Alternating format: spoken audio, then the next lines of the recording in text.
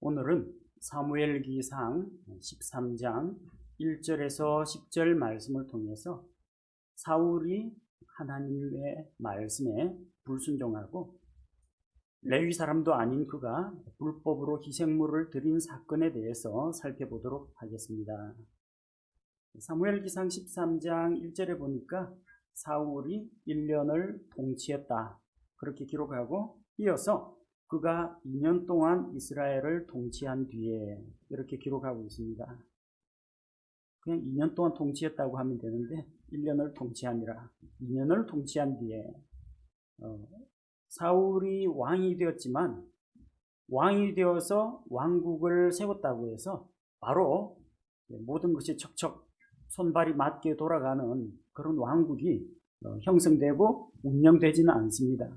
아마 체계적인 행정 조직을 갖추고 신하들을 등용하고 또 조직을 정비하고 백성들에게 법령을 발표하고 하다 보면은 많은 시간이 걸렸을 것으로 생각합니다. 그래서 1년 동안 통치하는 동안에는 별다른 일이 없었습니다. 1년 동안에 어떤 일이 일어났는지 구체적인 묘사가 없습니다. 2년 동안 통치했습니다. 아마도 나라의 내실을 다지기 위해서 내치 백성들을 안정시키고 나라의 질서를 바로잡는 그런 일에 치중한 것으로 보입니다. 2년 동안 이스라엘을 통치한 뒤에 뭘 했습니까? 2절 말씀에 보니까 이스라엘 사람 3,000명을 택하여서 군대 조직을 정비하게 됩니다.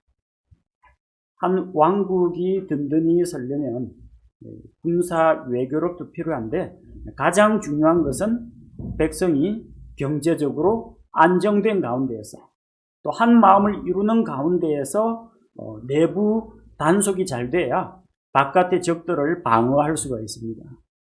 내부에서 국민들이 한 마음을 이루지 못하고 사분오열되고 여론이 막 갈리고 서로 대적하면요, 이것은 외부의 침략이 없어도 그냥 그런 나라는 무너지고 맙니다. 사울이 관심을 가진 것은 백성을 안정시키고 왕국의 기틀을 잡는 그런 일을 먼저 2년 동안 한 뒤에 그 다음에 군대 문제를 다루기 시작했습니다. 3,000명의 군사를 모집했다고 합니다. 왕국의 군사가 3,000명이면 그렇게 많은 건 아닙니다. 전쟁이 일어나면 왕이 포고령을 내려가지고 장정들을 전부 다 소집합니다. 비상시에는 백성을 소집을 하는데 평상시에는 그렇게 많은 군대가 필요하지가 않다는 이야기입니다. 우리가 지난번에 사무엘기상 11장 8절에서 암몬 족속과 전쟁을 할 때 이스라엘 백성이 33만 명이 모였습니다. 상당히 많은 숫자죠. 이거는 지금 전시이기 때문에 20세 이상 전쟁에 나갈 만한 청장년들을 다 소집하니까 수십만이 되는 겁니다. 근데 항상 수십만의 병력을 유지할 수는 없어요. 이 사람들은 전쟁의 시기에는 군사로 활동을 하지만 평상시에는 가정을 돌보면서 경제 활동을 해야 되는 사람들입니다. 그래서 상비군, 언제나 대기하고 있는 군대는 그렇게 많을 필요가 없습니다. 3,000명을 모아가지고 조직을 정비했습니다. 사울과 함께 믹마스와 베델산에 있는 군대는 2,000명입니다. 그리고 요나단과 함께 베냐민의 기브아에 있는 군대는 1,000명입니다. 베냐민의 기브아, 베냐민 지파 출신인 사울이 왕이 되었기 때문에 기브아가 사실상의 수도 역할을 했습니다. 왕궁입니다. 그래서 왕궁 주변에 중요한 수도를 담당할 치안과 외적에 대한 대비를 하는 군대가 1,000명이 있었고, 사울과 함께 다른 군사들은 2,000명은 믹마스와 베델산에 나가 있었습니다. 나머지는요, 나머지 백성은 본문 말씀해 보니까 각각 각 사람의 장막으로 보냈다 그렇게 기록되어 있습니다. 군대를 많이 유지하려면 비용이 많이 듭니다.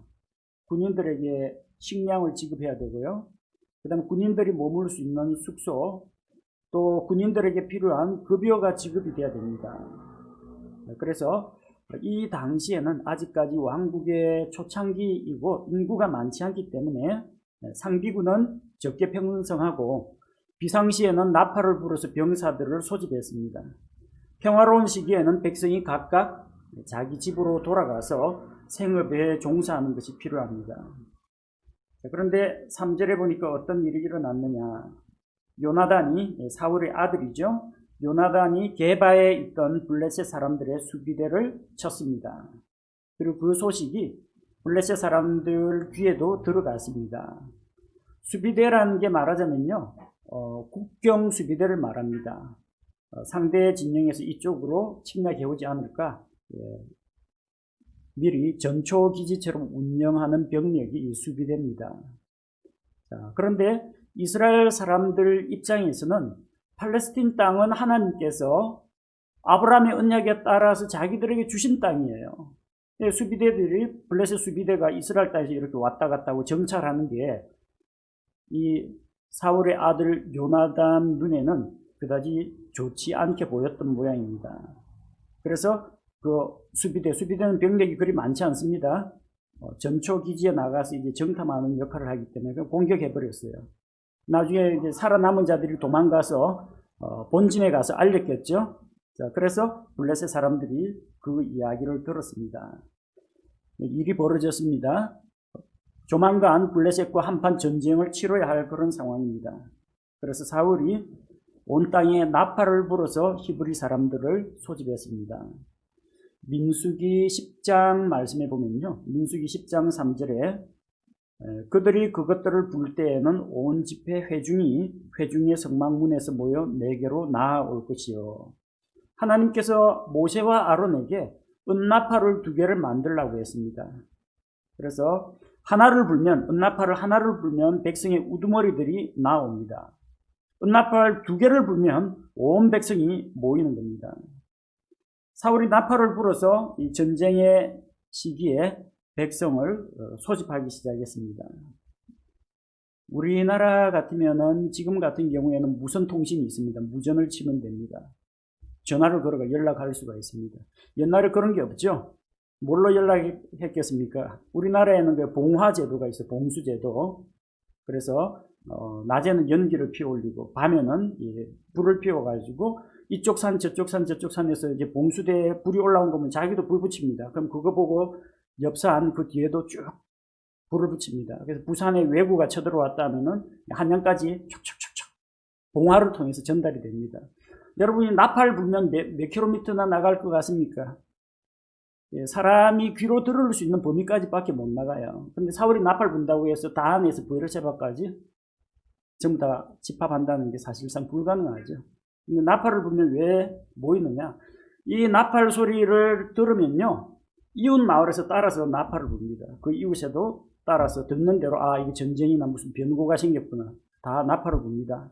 자, 그래서 각기 부는 방법이 또 다 달라요. 몇 번 길게 불렀다 짧게 끊었다가 길게 불렀다 하는 그 나팔마다 그 소리를 내는 방법이 있어요. 그걸 가지고 의미를 전달합니다. 마침내 이스라엘 전역에서 나팔이 울려 퍼지면서 비상소집령이 떨어졌구나 하는 걸 알게 되는 겁니다. 백성이 모여듭니다. 자, 수도는 당시에 베냐민 지파에 속한 기브아에 있었지만 이스라엘 백성들이 중요한 일이 있을 때는 미스바 혹은 길갈 이런 곳에 모였습니다. 본문 말씀을 보면은 4절에 이스라엘 백성이 사울의 부름을 받아서 길갈로 함께 모였습니다. 사울의 군대가 블레셋 수비대를 공격한 것이 블레셋 사람들을 격노케 했습니다. 블레셋이 이스라엘을 적대하게 만든 겁니다. 그래서 사울의 부름을 받은 사람들은 길갈로 모여서 전쟁을 할 준비를 갖추었습니다.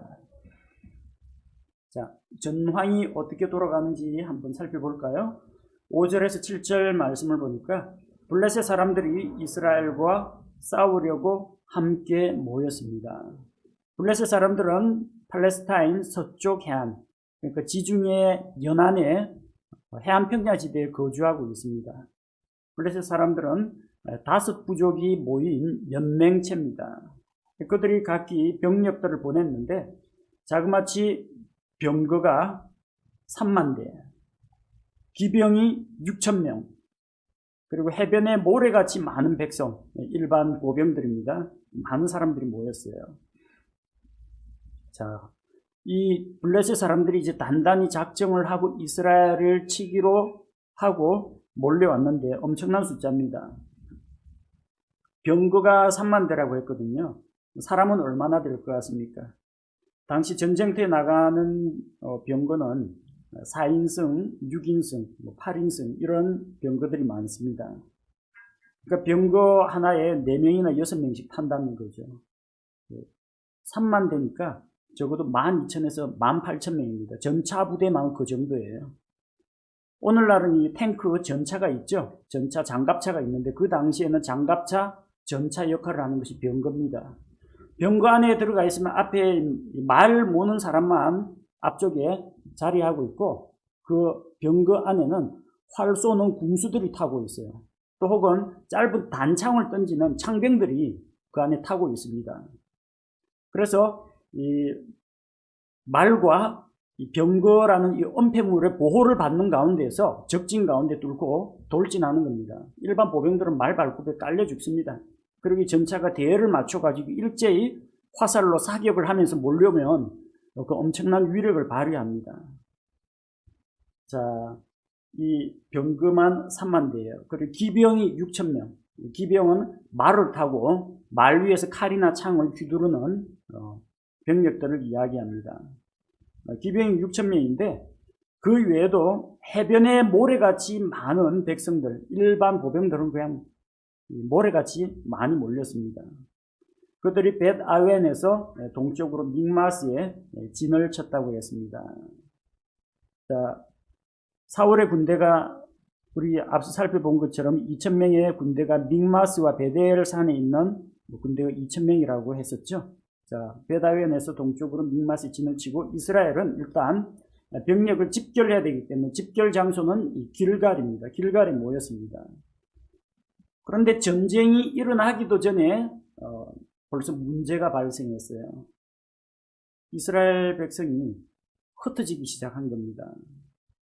자, 본문 6절 말씀해 보니까 이스라엘 사람들이 자기들이 위험에 빠진 것을 보고 전쟁에 나가면 위험한 건 당연한 일입니다. 근데 아직 전쟁 시작도 안 했어요. 저쪽 병력은 저 벳아웬 믹마스 쪽에 있고 이쪽 병력은 지금 주둔지 집결지 길갈에 있습니다. 아직까지 화살 한 방 날아오지 않았어요. 칼이나 창도 보이지도 않습니다. 그런데 이스라엘 사람들이 자기들이 위험에 빠진 것을 보았다고 했습니다. 싸움은 시작도 안 했는데 벌써부터 저쪽 진영에 사람들이 우글우글 모인 것을 보고 사기가 저하되어 가지고 사람들이 용기를 잃어버렸습니다. 그래서 슬금슬금 도망을 쳤다는 겁니다. 백성이 굴과 동굴과 덤불과 가시덤불 그리고 바위와 높은 곳과 구덩이에 숨었다고 했습니다. 전략적인 행동이라고 볼 수도 있습니다. 실제 전쟁 때에는 이렇게 숨어가지고 은폐와 엄폐가 용이한 곳을 찾아야 됩니다. 적으로부터 관측이 되지 않는 곳. 근데 나는 적을 볼 수 있는 곳. 은폐입니다. 숨기는, 몸을 숨길 수 있는 곳입니다. 그 다음 엄폐물이 있어야 됩니다. 적의 화살이 날아오더라도 나를 막아줄 수 있는 방벽 같은 게 있어야 됩니다. 참호 같은 것들을 파면 되겠죠. 전쟁이 일어났을 때 이렇게 은폐와 엄폐가 용이한 지형지물을 찾는 것은 대단히 지혜로운 행동입니다. 근데 아직 싸움 시작도 안 했어요. 벌써부터 은폐하고 엄폐하면 어떡합니까? 블레셋 군대를 보고 용기를 잃고 그냥 숨었다는 이야기입니다. 싸우려고 어디 딱 숨어가지고 적을 습격하려고 하는 게 아니라 다 도망을 친 것입니다. 심지어는 어떤 일이 있었느냐? 7절에 보니까 어떤 히브리 사람들은 요르단을 건너서 갓과 길르앗 땅으로 갔다고 했습니다. 야, 대단하죠. 벌써 요르단강 건너갔어요. 전쟁은 지금 요르단 서편 가나안 땅, 팔레스틴 땅에서 일어나는데 요르단강 동쪽 강을 건너가지고 갓과 길르앗 쪽으로 도망을 친 사람도 있다는 겁니다. 옛날에 저희 부대에서도 그런 일이 있었습니다. 특공 수색 부대. 특공수색부대 천리행군 떠나는데 고참 병장들이 이등병한테 겁을 잔뜩 줍니다. 발바닥에 물집이 잡히고 다리가 풀려가지고 졸면서 뒷사람한테 밀려가지고 앞으로 걸어가고 하여튼 무섭다는 그런 이야기를 하니까 군부대에서 도망을 쳤어요. 강원도 홍천에서 도망을 쳐가지고 어디까지 갔느냐. 도로로 내려가면 탈행병으로 잡히니까 도망쳐가지고 대구까지 도망을 갔는데 천리행군 거리를 초월했습니다. 그 정도 갈 수 있는 다리면 천리행군 뛰고도 남을 텐데 무서워가지고 도망을 친 거예요. 적하고 싸우러 가는 것도 아닌데 그런 일들이 있습니다. 군인 정신이 투철하면 문제가 없는데 어디에서 문제가 생겼어요? 병사들을 격려하고 세워주고 용기를 북돋아주고 자신감을 고취시켜야 하는데 이 어리석게도 고참 병장들이 이제 자기 자랑 이야기하면서 잔뜩 겁을 주니까 가뜩이나 겁 많은 이등병이 탈행해가지고 도망쳐버린 거예요. 이스라엘 군대는 싸우기도 전에 벌써 사기가 저하돼가지고 도망가 버렸습니다. 전쟁이 안 됩니다. 이러면은 요르단강을 건너가 버렸어요. 사울은 지휘관이니까 도망갈 수도 없습니다. 여전히 길갈에 머물러 있는데 어떻게 할 방법이 없어요. 말씀드렸죠. 이게 체계화된 군단급 병력이 있고 그 예하에 무슨 사단이 있고 연대가 있고 대대 중대 소대 이렇게 짜임새 있는 병력 구조가 아닙니다. 전쟁에 나갈 준비가 되어 있는 상비군은 3,000명밖에 안 돼요. 나머지는 다 어중이 떠중이들 그냥 밭에서 일하다가 오고 고기 잡다가 온 사람들이 다 모여가지고 군대에 들어와 있는 거예요. 거기에 그 가운데서 어떤 계급장을 달고 병력을 지휘할 만한 지휘관이 없어요. 체계적인 조직을 갖춘 그런 군대가 아니다 보니까 남은 백성은 두려워서 떨다가 그냥 두려움을 이기지 못해서 탈영하는데 탈영하는 사람을 잡을 사람이 없어요. 조직이 안 갖춰져 있으니까 통제가 안 됩니다. 그나마 이제 그래도 사울 곁에 남아있는 사람들이 있는데 남아있으면서도 무서워서 벌써부터 적을 두려워하고 사기가 다 떨어진 병사라는 겁니다. 자, 이런 깝깝한 상황에서 사울이 보면 이제 한숨밖에 안 나오죠. 사울은 이제 마음이 조급해졌습니다. 백성은 뿔뿔이 흩어지고 도망을 치죠. 이 백성이 도망치지 않게 하나로 묶을 수 있는 그 정신전력. 당시에는 정훈 장교도 없고 군종 장교도 없습니다.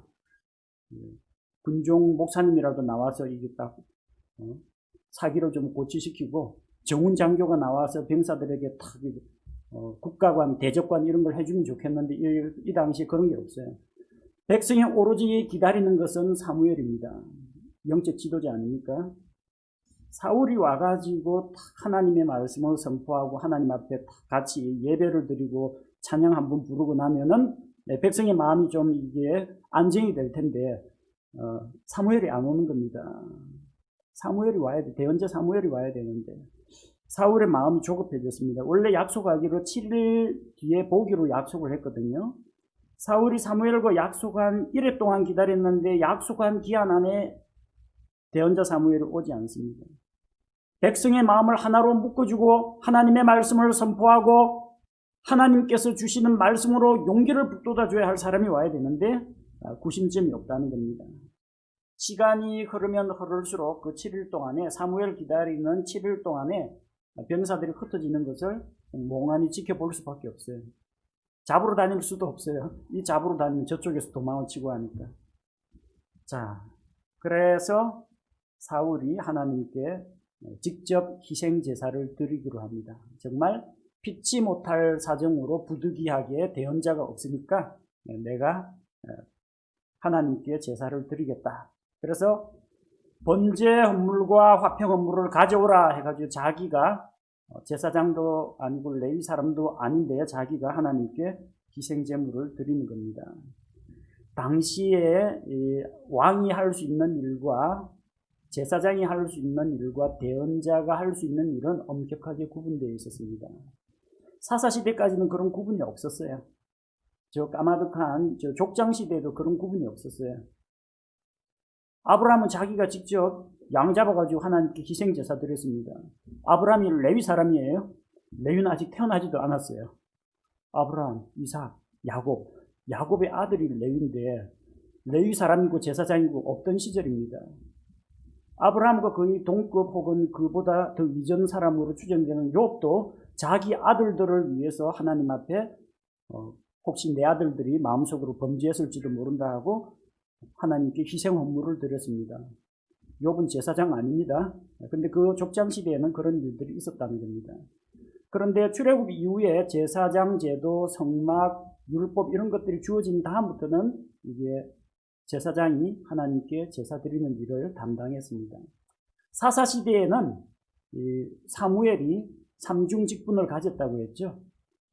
정치적인 면에서는 백성을 다스리는 사사, 왕정시대 이전이니까 사사가 통치자입니다.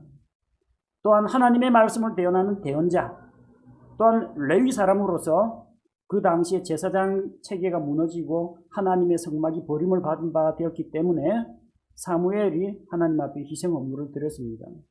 사무엘은 삼중 직분을 가지고 있었어요. 근데 사사 시대가 끝나고 왕정 시대가 되면서 각각 역할이 다 분리가 되었어요. 우리가 아는 것처럼 재정 분리 사회가 된 겁니다. 제사와 정치는 분리가 되었습니다. 정치하고 종교가 딱 분리된 겁니다. 그래서 사울 왕은 통치자로서 백성을 다스리는 정치 일을 해야 하고 사무엘 대언자는 백성에게 하나님의 말씀을 선포하고 가르치고 하나님께 희생물을 드리는 이런 일을 담당했던 겁니다. 서로 개입하면 안 돼요. 사무엘 대언자 이 종교인이 정치하겠다고 정치판에 뛰어들어서도 안 되고요. 정치인이 뭐 교회에 들어와 가지고 어떤 종교인 역할을 대신을 하려고 해서도 안 됩니다. 이거는 분리가 돼야 합니다. 우리 침례 성도들도 마찬가지입니다. 하나님께서 세우신 나라의 통치자들, 그 사람들이 하나님을 두려워하는 가운데에서 정치하도록 내버려두고 우리는 말씀을 선포하고 하나님께 예배드리고 또 영적으로 무장을 하고 우리는 영적 전쟁을 해야 되는 사람들입니다. 그래서 우리도 우리의 신앙은 신앙이고 정치는 정치고 이게 좀 분리가 돼야 됩니다. 교회 안에 정치 세력이 들어와서도 안 되고 정치 세력이 어떤 종교를 휘어잡으려고 해서도 안 됩니다. 서로 간에 지켜야 할 선을 지키는 것이 가장 좋습니다. 이걸 위반한 사람이 누구냐? 사울 왕입니다. 왕이면 정치를 할 것이지 정치인이 제사를 지내겠다고 사무엘을 대신해서 사울이 하나님께 희생 헌물을 드리는 겁니다. 왜 사울이 하나님께 희생 헌물을 직접 드렸을까요? 자기가 자격이 안 된다는 건 잘 알고 있을 겁니다. 그는 레위 지파 사람이 아닙니다. 베냐민 지파 사람이에요. 레위 지파 사람이 아니기 때문에 그는 희생물을 드릴 수가 없습니다. 사울은 백성이 자기를 떠나서 흩어지는 것을 보았습니다. 이대로 가다가는 자기 주변에 남아있는 군사가 하나도 없이 다 요르단강 건너가고 산속에 바위 틈 속에 숨어버리면 그야말로 이스라엘 군대는 지리멸렬 하다가 결국 블레셋의 공격을 받아 다 죽을 수밖에 없다는 겁니다. 그래서 떠나 흩어지는 백성의 마음을 하나로 모으기 위해서 하나님 앞에 희생 헌물을 드리는 이런 예식을 행했던 겁니다. 자, 그의 마음 바탕에는 뭐가 깔려 있었습니까? 오 하나님 영광을 받아 주옵소서 이런 마음으로 하는 희생 헌물을 드린 게 아닙니다. 하나님 백성이 흩어지고 정말 전황이 이렇게 불리한데 제발 우리의 소원, 우리의 기도를 들어주시고 전쟁에서 승리를 주옵소서 이렇게 희생 헌물을 드린 게 아니라는 겁니다. 백성을 끌어모으려고 한 겁니다. 그는 전쟁을 할 때 전쟁에서 이기게 하시는 하나님을 바라본 것이 아니라 머리 숫자 가지고 전쟁을 하려고 했다는 겁니다. 그게 가장 큰 문제입니다. 그 불신이에요. 하나님을 의지하지 않고 백성을 좀 흩어지지 않게 모아가지고 결집시켜서 이 백성의 결집된 힘을 가지고 전쟁을 하려고 생각했던 겁니다. 백성이 흩어져도 하나님께서 그와 함께 하시면 이 전쟁은 이깁니다. 전쟁은 머리 숫자로 하는 게 아니에요. 병거나 칼과 창, 말 가지고 전쟁하는 거 아닙니다. 전쟁은 하나님께 속한 것이고 승리를 주시는 분은 하나님이십니다. 자, 보통 때는 우리의 믿음이 표가 안 납니다. 평온할 때는 뭐 믿음이 좋은 사람이나 믿음이 안 좋은 사람이나 영적으로 성숙한 자나 영적으로 어린 자나 평화의 시기에는 표가 안 나옵니다. 언제 표가 나느냐? 환난과 시련이 닥칠 때, 어려움이 닥쳤을 때 그 사람의 본색이 드러납니다. 나중에 수영장 물이 빠져보면은 누가 벌거벗고 수영했는지 드러나는 것처럼 환난이나 거센 풍파가 우리에게 몰아칠 때 그것이 내 믿음 수준을 하나님 앞에서 사람 앞에서 드러낸다는 겁니다. 이것이 사울의 본 모습이었습니다. 사람들 앞에서 강한 척하고 소를 잡아가지고 이 사무엘과 사울에게 나오지 않는 자는 그들의 소도 이같이 될 것이다 호기 있게 외치던 그 용기 있는 그 사울의 그의 진짜 본 모습은 바로 여기에서 드러났다는 겁니다. 그런데 참 묘하게도 10절에 보니까 사울이 번제 헌물 드리기를 마치매 보라 즉시 사무엘이 오므로 숨어 있다가 꼭 나타난 것 같아요. 진작 좀 오면 참 좋았을 텐데 너무 늦게 왔다는 겁니다. 사울이 번제 헌물을 드리기를 마치자마자 사무엘이 도착했습니다.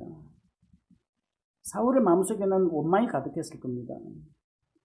약속한 거 7일 아닙니까? 약속 깬 사람이 누굽니까? 늦게 온 사람이 잘못한 거 아닙니까? 하고 싶은 말이 많았을 겁니다. 맞습니다. 늦은 것은 사무엘 잘못입니다. 그러나 하나님께서 세우신 법을 어기고 자기 마음대로 자기가 하나님 앞에 임의로 희생물을 드린 것은 그건 사울 잘못입니다. 지가 간 거는 나중에 사무엘이 하나님 앞에 야단 맞으면 됩니다. 하나님께서 그에 대해서 책망하실 일이 있으면 책망하실 겁니다. 그런데 하나님의 말씀을 어기고 무단으로 자기에게 속하지 않은 이 제사 일을 왕이 담당한 거, 이것은 하나님 앞에서 엄중한 죄입니다. 우시야 왕이 제사장들만이 할 수 있는 일을 자기도 해보겠다고 성소 안에 들어가서 분향제단 앞에서 분향하려고 하고 제사장들을 왕이시여 이러시면 안 됩니다. 이거 제사장이 하는 일입니다 하는데도 제사장이 버럭 화를 내고 하다가 결국 나병이 걸려가지고 일평생 별궁에서 갇혀서 생활했던 거 우리가 기억하고 있습니다. 사울이 바로 그 시초였습니다. 왕으로서 제사장의 역할을 자기도 담당하려고 했던 것입니다. 사울의 마음속에 아마 원망한 마음이 있었을 겁니다. 억울합니다. 사무엘이 늦게 왔기 때문에 제가 이런 실수를 저질렀습니다. 사무엘이 좀 더 일찍 왔더라면 그런 생각을 했을 겁니다. 그런데 그 반대로 생각해 봐야 돼요. 만약에 사울이 조금만 더 참고 기다렸더라면 이런 실수를 피할 수 있었을 텐데 사울은 자기가 기대하던 그 7일이 지나자 인내심이 다 흩어져 버렸습니다. 그래서 하나님 앞에서 다시 돌이킬 수 없는 이런 죄를 짓고 맙니다. 사울은 사무엘이 그나마 늦게라도 찾아오니까 이제 백성들이 다시 모일 거라 기대하고 그를 맞이하고 그에게 문안합니다. 문안 인사는 하지만 우리 그 다음 절에 보면은 사무엘 대언자로부터 사울 왕이 책망을 듣게 됩니다. 자, 이스라엘 백성과 사울에게 있어서 문제점은 무엇이었습니까? 둘 다 똑같습니다. 두려워하는 마음입니다. 그리고 하나님을 의지하지 않고 사람을 의지하는 마음이었습니다. 전쟁 시작도 안 했는데 두려워하는 마음을 가지면 전쟁에서 이길 수가 없습니다. 신명기 20장 8절에서는 그래서 하나님께서 아예 명령을 주었어요. 너희 전쟁할 때 틀림없이 겁에 질려가지고 도망치거나 군대 사기를 떨어뜨리는 사람 나온다. 그래서 신명기 20장 8절에서는 또 직무 수행자들은 백성에게 더 말하여 이르기를 두려워하며 낙심하는 자가 있느냐? 그는 가서 자기 집으로 돌아갈지니 그의 형제들의 마음도 그의 마음과 같이 약해질까 염려하노라 하라. 군대 안에 사기 떨어뜨리는 사람이 있습니다. 우리는 안 돼, 질 거야. 우리는 그들의 밥이 될 거야. 싸우기도 전에 이런 말을 하는 사람은 자기뿐만 아니라 주변 사람들의 마음까지도 약하게 만듭니다. 이스라엘 백성은 싸워보지도 않고 블레셋 군대를 두려워하는 마음을 품었기 때문에 숨고 도망을 쳤습니다. 지휘관인 사울 왕도 예외는 아니었습니다. 그는 블레셋 군대를 향해서는 두려움을 갖지 않았을지 몰라도 자기 주변에 있는 백성이 흩어지는 것을 보고 두려워했습니다. 내 병사가 점점 줄어들어간다. 이 숫자 가지고 어떻게 싸울 수 있단 말이냐. 그래서 백성이 흩어지는 것을 두려워했습니다. 이 사울이나 이스라엘 백성의 공통점은 하나님을 의지하지 않았다는 겁니다. 사람을 의지했다는 겁니다. 이스라엘 백성은 수많은 블레셋 군대에 기가 죽어버렸고, 사울은 자기 군대 숫자가 줄어드는 것 때문에 마음속에 걱정하고 두려워했다는 겁니다. 전쟁의 승리는 하나님께 속한 것입니다. 시편 20편 7절 말씀을 보면 어떤 자들은 병거를 신뢰하며 어떤 자들은 말을 신뢰하나 우리는 주 우리 하나님의 이름을 기억하리로다. 병거가 3만 되면 뭐합니까? 기병이 그렇게 많으면 뭐합니까? 보병이 해변의 모래처럼 많으면 아무 필요 없습니다. 전쟁에서는 주 하나님의 이름을 기억해야 합니다. 사무엘기상 17장 47절에 보니까 또 주께서 칼이나 창으로 구원하지 아니하심을 이 모인 온 무리가 알게 하리라. 전쟁은 주께 속한 것인즉 그분께서 너희를 우리 손에 넘겨주시리라 하니라. 다윗이 골리앗과 싸우러 달려나가면서 하나님을 의지하고 외쳤던 말입니다. 주 하나님의 구원은 칼이나 창에서 오지 않는다는 것. 전쟁은 주께 속한 것이다. 하나님께서 대적을 우리 손에 넘겨주시면 반드시 승리한다는 것입니다. 예수 그리스도의 군사가 된 사랑하는 성도 여러분, 우리 역시 마찬가지입니다. 사울이 나팔을 부니까 이스라엘 백성이 전쟁에 참여하려고 모였습니다. 우리는 예수 그리스도의 좋은 군사로 부르심을 받았습니다. 주님의 부름에 응해야 합니다. 대적을 두려워하지 마십시오. 내 안에 있는 육신의 연약함 때문에 자신에게 실망하지 마십시오. 죄와 싸우되 피 흘리기까지 싸워야 하는데 죄의 유혹을 이기지 못할까? 미리부터 겁먹지 마십시오. 나는 안 돼, 나는 할 수 없어. 부정적인 생각은 버리십시오. 온 세상이 우리를 압박해도 마귀가 우리를 대적해도 두려워할 것 없습니다. 전쟁은 하나님께 속한 것입니다.